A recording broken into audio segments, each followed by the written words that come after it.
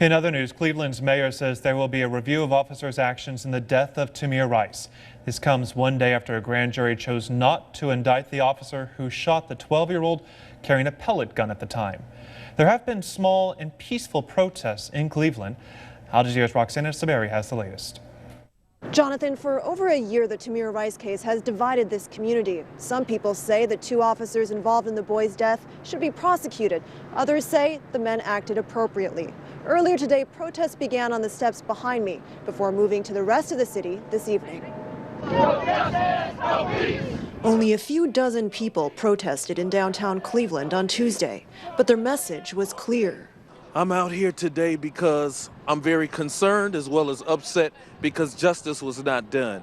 Justice for 12-year-old Tamir Rice, shot to death by a police officer last November, as seen in this surveillance video. The boy was carrying a pellet gun that looked like a real pistol. On Monday, local prosecutor Timothy McGinty said a grand jury decided not to indict Officer Timothy Lohman or his partner who was driving the car. Simply put, given this perfect storm of human error, mistakes, and miscommunications by all involved that day, the evidence did not indicate criminal conduct by police. Rice's family attorney says McGinty should have stepped aside for a special prosecutor. He said that he made a recommendation to the grand jury that they not charge. How he can do that when the video shows what it shows is completely beyond the Rice family's understanding. When it comes to this 12-year-old... Protesters here say they're not surprised.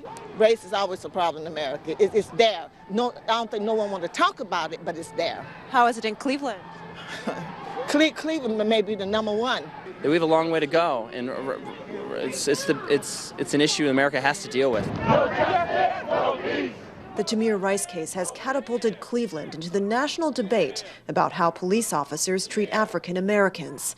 Following the deaths of Michael Brown in Ferguson, Missouri, and Eric Garner in Staten Island, New York.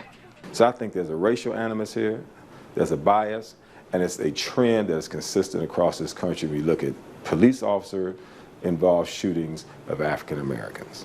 At a news conference on Tuesday, we asked Cleveland Police Chief Calvin Williams whether racial bias played a role in Rice's case. I mean, there's bias in reporting. There's bias in the criminal justice system. There's bias in the post office. Whether that played a role in the decision, I don't know. You'll have to talk to the members of the grand jury and the prosecutor's office. Do you think it plays a role in your police department? Everybody has a bias, myself included. The police department and the city say they're launching their own investigation of what happened to Rice. The Department of Justice is also reviewing the case. The Rice family has filed a lawsuit against the city, the two police officers, and a 911 dispatcher. Earlier today, Cleveland Mayor Frank Jackson was asked about it, but he declined to comment. Jonathan? Roxana, thank you. Well, joining us now is Reverend William Myers. He's the pastor at the new Mount Zion Baptist Church in Cleveland. He's among a group of religious leaders who called on the prosecutor to step down last year. Reverend, good to see you tonight. I first want to get your reaction to the police chief there. You just heard him speak about bias in the city. Do you worry that's a big concern among city leaders, this fear of bias? Well, the problem here is that even our police chief and our mayor seem to find themselves in a position that they cannot state the obvious. He's just kind of danced around the question. It's obvious that there's racial bias. All of the statistics, federal and state, demonstrates that this is the case. And when you have a police chief, and I know Calvin Williams, he's a good man, I like him, but you have a police chief that has said all along that the policeman didn't do anything wrong. So what would we expect? And Reverend, do you accept that the police officer did nothing wrong, considering the prosecutor says this is a perfect storm of human error, mistakes, and communications? Is it not just a tragedy?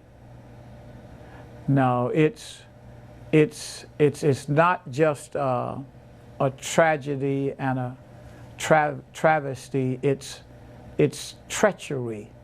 As we observe what this prosecutor did over an entire year. We're not stunned by this. This was expected.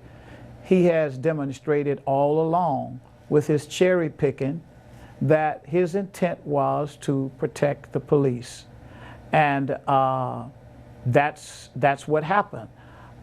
He was not on the side of the victim, which is supposed to be the role of the prosecutor.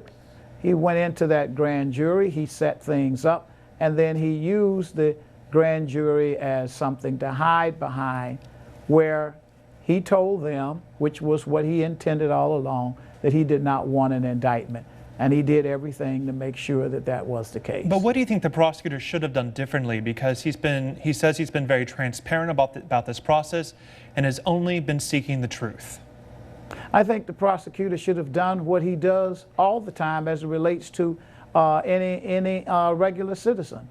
You know, we get all of these talking heads on television now that wants to tell us about, you know, the sacredness of the grand jury and that we should accept that. Well, let's be clear about something. Tell them to produce us the evidence and the data on the percentage of no bills for citizens versus the police. The prosecutor's job is, and what he normally does, is he cherry picks the data when it comes to us as citizens that he takes before the grand jury to get an indictment. If he wants an indictment, he gets an indictment. He could have done the same thing here. But as we see all across this nation, it is virtually impossible.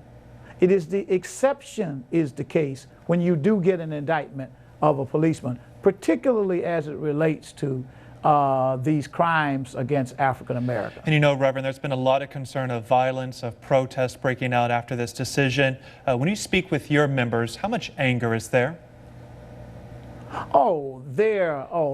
This anger is boiling over at this point, because it's not just that people here in Cleveland are seeing what happened to a 12-year-old, but there are many other cases here in Cleveland as well. But then they're seeing this all over the nation.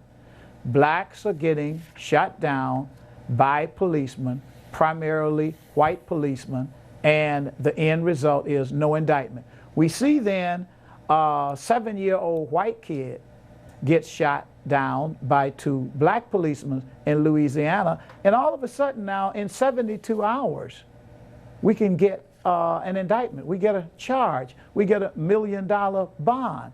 And I just don't believe that had this been a 12-year-old white kid in a suburb of Cleveland, that the situation would not have been different. Reverend William Myers with the new Mount Zion Baptist Church in Cleveland, thank you so much for your time tonight. Thank you. I'm the leading state sponsor of terrorism.